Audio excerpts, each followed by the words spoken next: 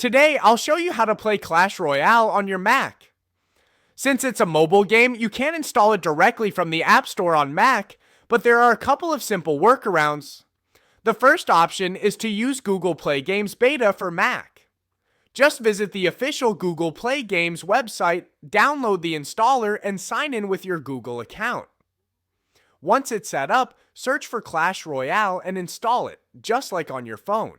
If Google Play Games isn't available in your region, you can use an Android emulator like BlueStacks. Go to BlueStacks.com, download the Mac version, install it, and log in with your Google account.